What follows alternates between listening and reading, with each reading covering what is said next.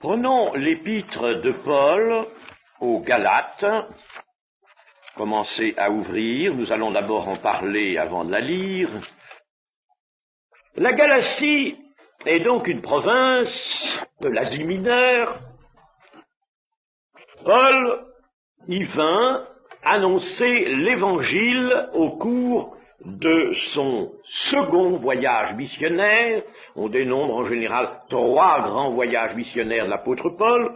Au cours de son second voyage missionnaire, comme nous le voyons dans le chapitre 16 des Actes.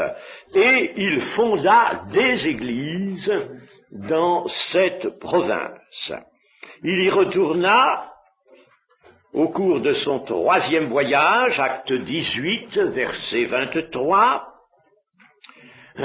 et c'est après cette seconde visite, donc de son 3e voyage missionnaire, que s'introduisirent dans les églises qu'il avait fondées en Galatie des docteurs judaïsants, c'est-à-dire des hommes qui voulaient bien de Jésus-Christ, de ce que l'on enseignait de Jésus-Christ, mais qui voulaient que même les païens reviennent à l'obéissance de la loi de Moïse en toutes ses parties.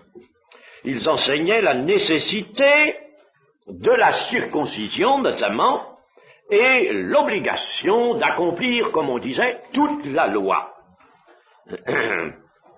Pour mieux accréditer un tel enseignement, ils avaient été conduits à rabaisser l'autorité de Paul. Paul, apôtre de Jésus-Christ, ils avaient rabaissé son autorité, prétendant que celle-ci n'avait pas reçu la doctrine, que celui-ci du moins n'avait pas reçu la doctrine du Seigneur, de la même manière que les autres apôtres qui avaient été, pendant tout le temps du ministère terrestre du Seigneur, à ses côtés.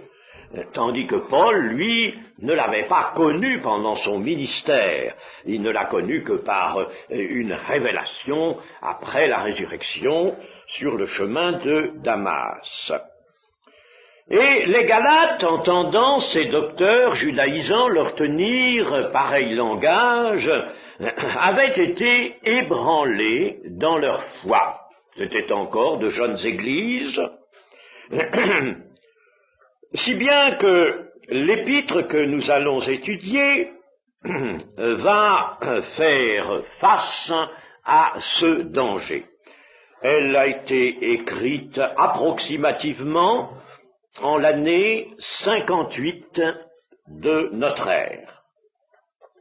On va alors bien sûr y trouver une vigoureuse réfutation des erreurs répandues par les judaïsants perturbateurs.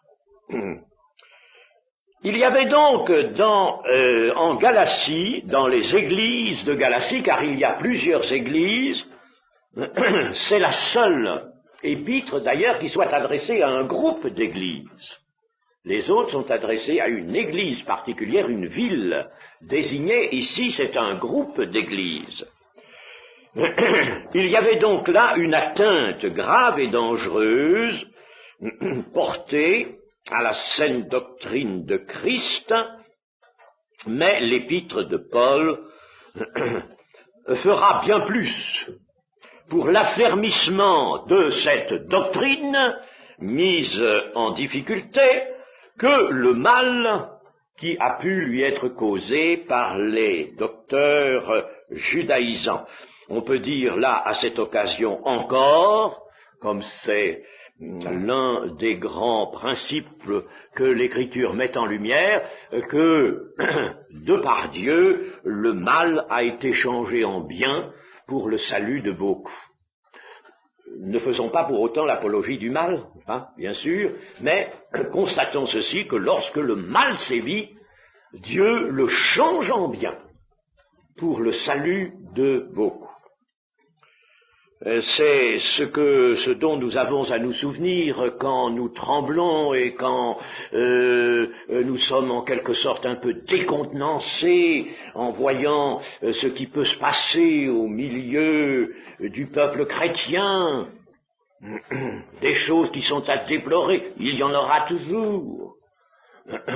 Pensons à ceci, c'est que le mal qui vient de l'ennemi, Dieu le changera en bien pour le salut de beaucoup, comme ça a été le cas, c'est une parole déjà de Joseph, vous savez, Joseph, n'est-ce pas? Le mal qu'on a voulu lui faire, Dieu l'a changé en bien pour le salut de tout un peuple, d'un peuple nombreux, et le mal que l'on a fait par exemple à Jésus-Christ, Dieu l'a changé en bien pour le salut, alors là, d'une multitude d'hommes et de femmes sur beaucoup de siècles, sur toute l'histoire de l'humanité. Et quand nous avons donc à déplorer bien des choses, pensons à cela. Mais pour que Dieu change le mal en bien, il faut qu'il se trouve un ou plusieurs justes. Des justes. Oui, des justes. C'est cela, n'est-ce pas? Dieu le fera s'il trouve des justes. Et il le fera à partir de ces justes. Ah, voilà que, n'est-ce pas, apparaît un rôle que nous avons à remplir. Si nous étions, nous, au milieu de nos églises, ces justes que Dieu cherche. Vous savez qu'il en a cherché et que Abraham lui a dit, mais enfin, vas-tu détruire cette ville, cette grande ville de Sodome, s'il s'y trouve encore 50 justes, par exemple? Et même s'il s'en trouvait encore seulement 10, détruiras-tu? Abraham n'a pas osé aller plus loin que cela. Et Dieu a dit non. À cause de ces justes, je ne détruirai pas. Il y a déjà cela, n'est-ce pas? Ça constitue le fond, si vous voulez, n'est-ce pas, de cette manière d'agir de Dieu. Mais en plus, n'est-ce pas, Dieu va utiliser le juste pour transformer le mal en bien. Ça, nous l'oublions, chers amis, nous l'oublions.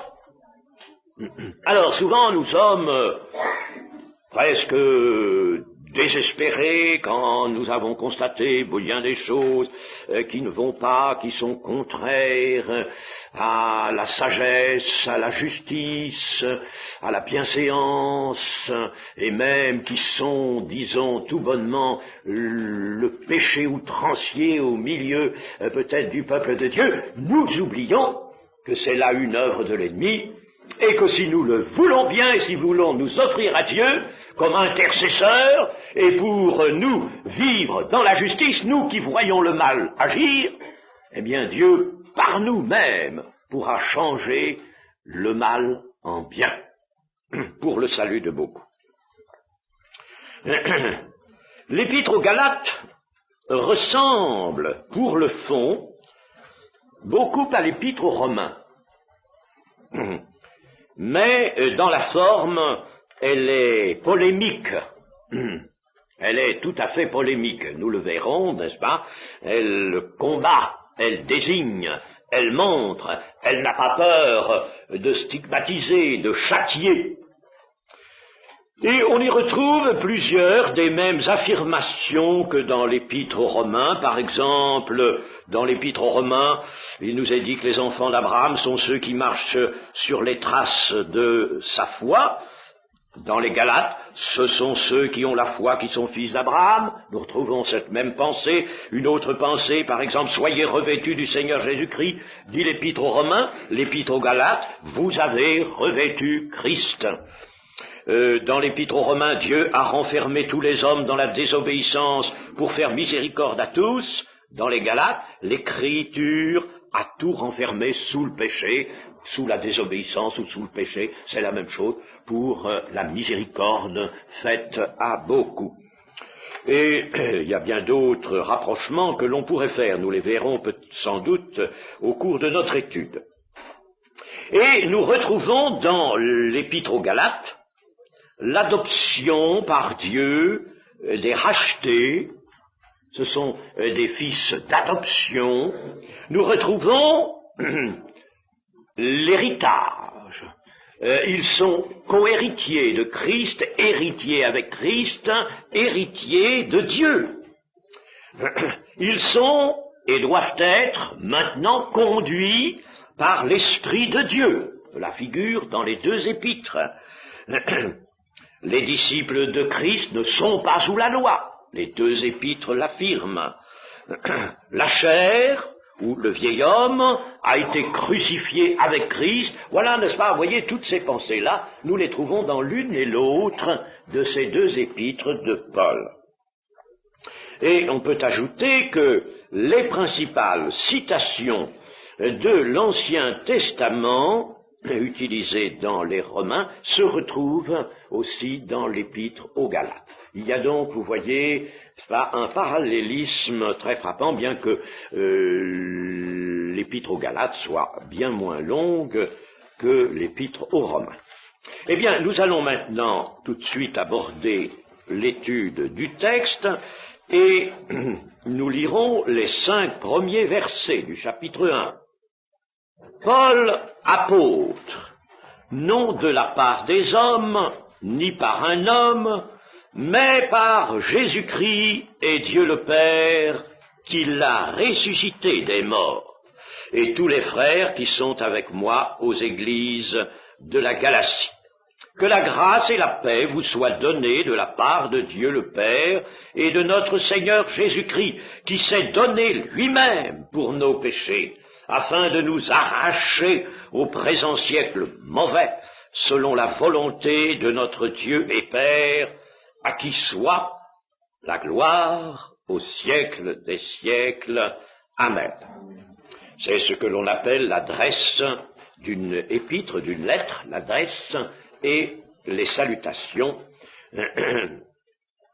qui sont toujours au commencement de l'épître. Ce n'est pas pour l'avantage de sa personne ou pour tirer gloire à son profit que Paul déclare qu'il fut chargé d'apostolat par Jésus-Christ et par Dieu, et non pas par un homme. Il s'agit en effet, en ce commencement, de réaffirmer que c'est bien de la part de Jésus-Christ qu'il s'est présenté aux habitants de la Galatie et leur a prêché l'évangile de Jésus-Christ, évangile immuable, évangile de la vérité. C'est de la part de Jésus-Christ et de Dieu. Notez que Jésus-Christ est cité avant Dieu, c'est de la part de Jésus-Christ, il est un envoyé de Jésus-Christ, et bien entendu, on ne peut pas être un envoyé de Jésus-Christ sans être un envoyé du souverain Dieu, Père de notre Seigneur Jésus-Christ. Tout ce que fait Jésus-Christ, c'est la volonté du Père. Et par conséquent, il y a la sanction du Dieu souverain. Cela est dit en raison du travail de sape effectué par les docteurs judaïsants dont je vous ai parlé et qui avaient mis en doute l'autorité apostolique de Paul. Alors Paul rétablit l'origine de son apostolat ou de l'autorité de son apostolat en disant c'est Jésus-Christ qui m'envoie. Et par conséquent, Dieu est le Dieu qui l'a ressuscité des morts. Ces faux docteurs, eux, s'arrogeaient d'eux-mêmes des titres au droit d'enseigner les églises. Et s'ils se reconnaissaient une mission auprès des églises, ils ne pouvaient que l'appuyer sur l'autorité d'autres hommes. Eux, ils tenaient des hommes.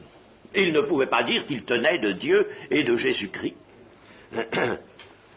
Alors, c'est ici, n'est-ce pas, tout de suite, il y a quelque chose, vous voyez, de polémique dans ce que dit Paul. C'est ni par un homme, non de la part des hommes, ni par un homme, mais par Jésus-Christ et par Dieu. Ce qui veut dire, ceux qui sont venus derrière moi, ici, dans ces églises, vous troublez, eux venaient de la part des hommes. Moi, non, je viens de la part de Jésus-Christ. Voilà une grande différence, une différence qui est fondamentale.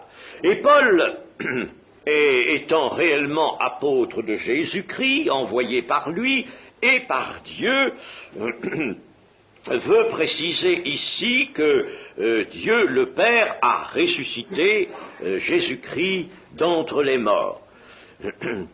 Cela pour bien montrer que ce même Dieu qui a déployé sa puissance en ressuscitant son Fils d'entre les morts, comme Paul d'ailleurs le soulignera dans les Éphésiens, il a déployé sa puissance en ressuscitant son Fils. Il a fait ainsi éclater la victoire sur la mort. Eh bien, c'est bien ce Dieu-là, c'est bien ce même Dieu qui a appelé Paul à être apôtre. Voilà pourquoi il ajoute ce rappel qu'il a ressuscité des morts. Vous savez qu'il y a eu en somme 3 degrés dans l'apostolat qui s'exerce dans l'Église. On peut dire, n'est-ce pas, qu'il y a d'abord l'apostolat de Jésus-Christ, puis j'emploie ce terme pour pouvoir comparer, n'est-ce pas, ces 3 degrés. L'apostolat de Jésus-Christ, Jésus-Christ est en effet, si vous voulez, un apôtre dans le sens étymologique du mot, puisque apôtre veut dire envoyé. Jésus-Christ est envoyé. Il l'a bien dit, n'est-ce pas, qu'il était envoyé du Père, envoyé de son Père. Mais il est un envoyé, donc il est l'apôtre par excellence. Envoyé du Père. Lui seul. Il n'y en a pas d'autre. Il est envoyé du Père. Les apôtres sont, eux, des envoyés du Fils. C'est le Fils qui les a appelés sur le bord, notamment, du lac de Génézareth, et qui leur a dit, « Toi, suis-moi ». Et ils l'ont suivi. Des envoyés du Fils. Mais maintenant, et l'apôtre Paul est aussi, lui, un envoyé du Fils. Je ne veux pas discuter la question de savoir si c'est bien lui qui remplace Judas ou pas. Vous savez, moi j'aime pas mettre le pied dans les controverses. Enfin, ça ne sert absolument à rien. Tout ce que nous pouvons dire, n'est-ce pas, c'est que Paul est bien lui aussi un envoyé de Jésus-Christ. Bien sûr, après coup, mais il est un envoyé de Jésus-Christ qui lui est apparu et qui lui a confié à lui sa mission, non seulement confié sa mission, mais lui a révélé l'Évangile. L'Évangile, il ne l'avait pas reçu des autres apôtres. C'est ensuite qu'il a apporté sa connaissance en confrontation avec celle des apôtres, et on s'est aperçu que c'était le même évangile, n'est-ce pas? Mais il l'a reçu directement de Jésus-Christ, il a reçu bien des révélations dont il nous fait part dans ses épîtres. Il est l'envoyé aussi du Fils, comme les 11, comme les 12 même, parce que Judas aussi a été envoyé du Fils. Et puis maintenant, 3e degré, il y a encore des apôtres dans l'Église, n'est-ce pas? Savons ce que nous dit le chapitre 12 de la première aux Corinthiens. Il y a dans l'Église premièrement des apôtres, puis des prophètes, des docteurs, et par ailleurs nous voyons qu'il y a des pasteurs, des évangélistes. Eh bien, ces gens, et mettons ceux qui peuvent être, si vous voulez, reconnus comme des apôtres, on peut dire que ce sont maintenant sans doute des missionnaires dans le vrai sens du terme, c'est-à-dire des gens qui vont dans une terre, dans un champ de mission, jusque-là inexploités, il n'y en a peut-être plus beaucoup maintenant sur la terre, mais enfin il y a encore beaucoup à faire quand même, et qui fondent des églises. Alors, tous ces gens-là, tous les ministères, tous les hommes qui ont reçu un ministère dans l'Église aujourd'hui sont des envoyés du Saint-Esprit. Il y a donc eu l'envoyé du Père unique, puis l'envoyé du Fils, en nombre limité, et maintenant les envoyés du Saint-Esprit. Dans le livre des Actes, déjà, n'est-ce pas, au chapitre 13, on voit le Saint-Esprit intervenir, mettez-moi de côté Paul et Barnabas pour qu'ils soient destinés à une certaine œuvre. Les compagnons d'œuvre de Paul et les frères qui l'entouraient, restés en communion avec lui, appuyaient son témoignage contre les faux docteurs, c'est pourquoi il les cite ici au verset 2. Je ne vais pas m'arrêter plus longuement sur cette adresse, car nous ne ferons pas d'une façon absolument systématique l'étude détaillée de tous les versets, ce qui nous demandait trop de temps, mais nous allons plutôt nous arrêter au point fort de ce texte. Lisons donc au verset 6, du verset 6 au verset 10. Je m'étonne que vous vous détourniez si promptement de celui qui vous a appelé par la grâce de Christ pour passer à un autre évangile. Non pas qu'il y ait un autre évangile, mais il y a des gens qui vous troublent et qui veulent renverser l'évangile de Christ. Mais quand nous-mêmes, quand un ange du ciel annoncerait un autre évangile que celui que nous vous avons prêché, qu'il soit anathème. Nous l'avons dit précédemment, et je le répète à cette heure, si quelqu'un vous annonce un autre évangile que celui que vous avez reçu, qu'il soit anathème. Et maintenant, est-ce la faveur des hommes que je désire, ou celle de Dieu? Est-ce que je cherche à plaire aux hommes? Si je plaisais encore aux hommes, je ne serais pas serviteur de Christ. Un autre évangile, c'est une entrée en matière nette et brusque. Je m'étonne que vous vous détourniez si promptement de celui qui vous a appelé par la grâce de Christ pour passer à un autre évangile. Et l'apôtre marque son étonnement. Je m'étonne. Cela, Calvin le traduit d'une autre manière avec un vieux mot français. Il met « je m'ébahis ». Je m'ébahis. Et c'est peut-être mieux, bien que le mot soit moins usité aujourd'hui, je m'ébahis. Plutôt que je suis bouleversé. Bouleversé. L'apôtre est littéralement bouleversé. Ce n'est pas simplement un léger étonnement, n'est-ce pas? Il est profondément bouleversé de constater que dans les églises de Galatie, il y a un si prompt abandon du véritable évangile pour passer à un autre évangile qui ne peut être qu'un faux évangile, bien entendu. Et l'étonnement de Paul marque une grande tristesse de cœur. Non seulement il est bouleversé, mais il est profondément triste. Il ressent en lui une douleur. Et, chers amis, nous devrions, nous, avoir cette même sensibilité, de ressentir une douleur lorsqu'on porte atteinte à l'Évangile et à la vérité. Et si je vous dis cela maintenant, c'est que dans les temps actuels, les temps que nous vivons, et les quelques années avec plus de précision, que nous avons vécu, que nous venons de vivre, eh bien nous avons vu cela. Nous avons vu des gens se détourner du véritable évangile pour passer à un autre, et je vous assure que personnellement, j'en ai été moi aussi ébahi et profondément attristé. Je prendrai par exemple d'abord, il n'y a pas que ceux-là, ceux qui sont allés vers les Jésus-sols, comme on dit, n'est-ce pas, plus ou moins bien désignés, les antitrinitaires, les antitrinitaires. Oh, chers amis, j'espère pouvoir vous parler à nouveau au cours de cette retraite de la Trinité.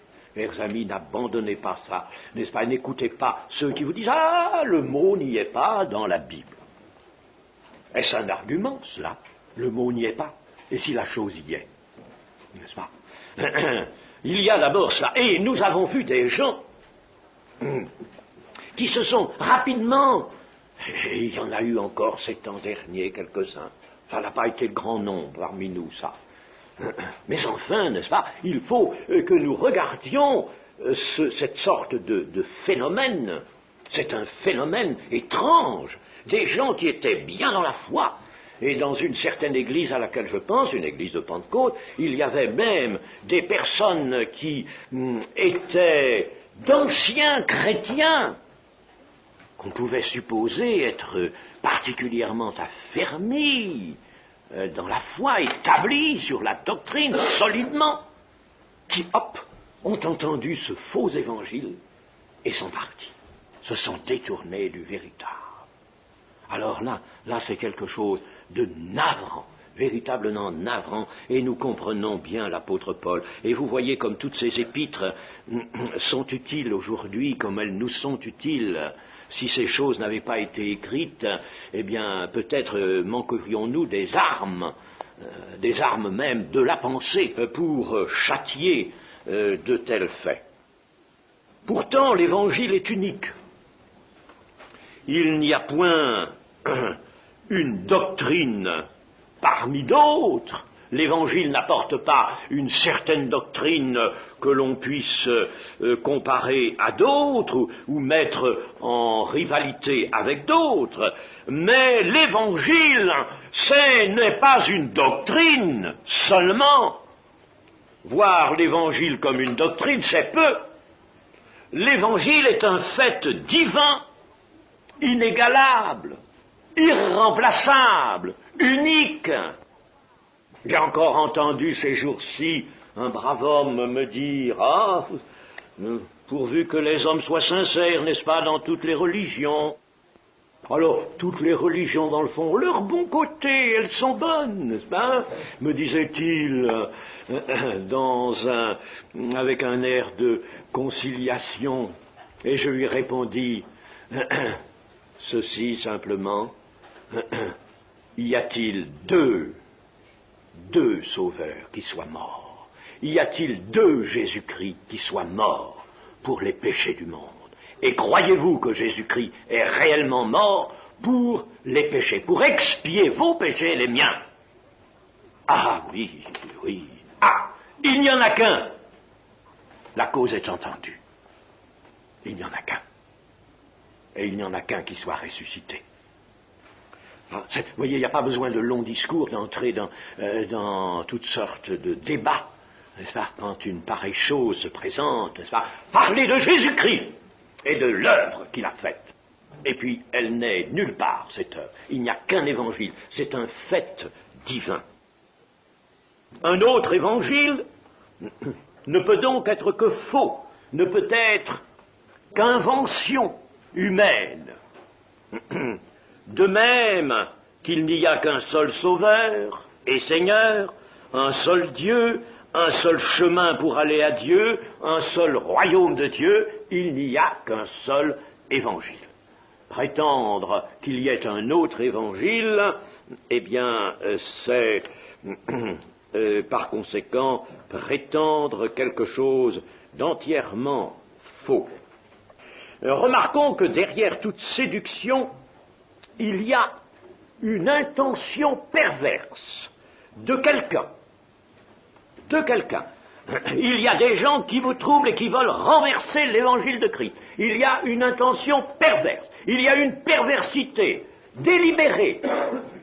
Et chers amis, moi je ne peux pas accueillir les atténuations et les excuses que souvent l'on donne verbalement, en considérant certains qui ont apporté des erreurs, des hérésies, oui, mais enfin, ceci et cela. Non, il y a toujours une intention perverse. C'est regrettable de trouver chez des chrétiens une appréciation qui se veut peut-être charitable, mais qui est en somme une appréciation de fausse charité, une mauvaise charité, une charité contre Dieu. Il n'y a pas lieu d'excuser ceux qui apportent un autre évangile ou un évangile altéré, falsifié, modifié. Il n'y a pas lieu de les accuser, et nous pouvons savoir, l'Écriture nous le dit, qu'il y a une intention perverse. Renverser l'évangile de Christ. J'ai déjà étudié ici le rôle des antichrists dont parle Jean dans sa première épître. Pour l'ennemi, pour le diable, la venue de Jésus-Christ sur la terre a été un événement terrible pour lui. Très bien qu'il soit dans un sens aussi terrible pour nous, chers amis, terrible, parce que le péché et la mort ont été vraiment détruits. Et pour nous, c'est peut-être terrible en ce sens que nous sommes arrachés en effet à ce siècle mauvais pour être introduits dans le royaume de notre Père céleste. Mais des antichrists, c'est immédiatement la riposte du diable, de l'ennemi à la venue de Jésus-Christ et par conséquent à la prédication de l'Évangile. Des antichrists. Il n'avait jamais fait pareille chose. Il a là imaginé cela. Il faut à tout prix renverser l'Évangile de Jésus-Christ. C'est ce qui menace le royaume de Satan. Et une menace qui est là, grandissante devant lui. L'Écriture nous dit qu'il est là comme un lion rugissant, cherchant qui il va dévorer. Il sait qu'il en a pour peu de temps. Alors, il a imaginé les antichrists dans le sein de l'Église. Il les introduit en plein milieu de l'Église. Et ils apportent un faux évangile.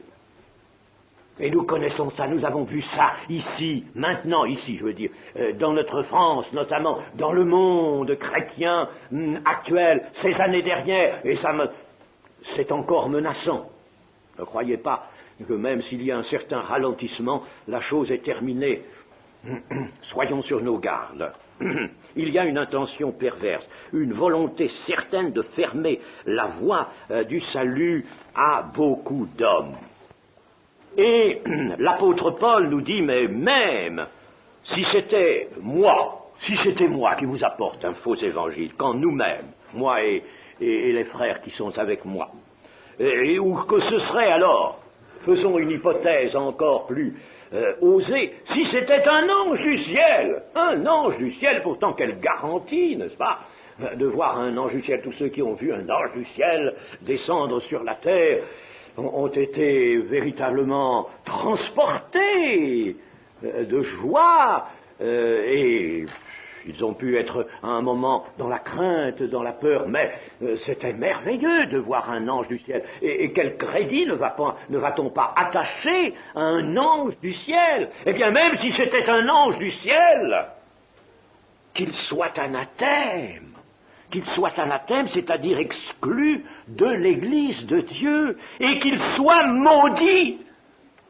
anathème, qu'il soit maudit, et rejeté de l'Église de Dieu comme un maudit. Oui, il faut absolument, n'est-ce pas, que nous voyons dans notre texte, c'est en somme une attitude qui nous est là indiquée, on est absolu dans le rejet d'un faux évangile. Il n'y a pas deux attitudes possibles, deux positions possibles. Et il ne faut pas que nous manquions de fermeté. Si quelque chose est faux, erroné, mauvais, apostat, le rejet doit être immédiat et catégorique, quelle que soit la personne qui apporte cela. Pas d'atermoiement, pas d'excuses, pas de demi-mesure, sur l'évangile, l'évangile unique, l'évangile de Jésus-Christ, n'est-ce pas? Il n'y a pas de compromission à accepter. Il faut plaire à Dieu en gardant avec intégrité le saint dépôt qui nous a été confié et que nous partageons humblement les uns avec les autres. Que le Seigneur soit béni. Amen.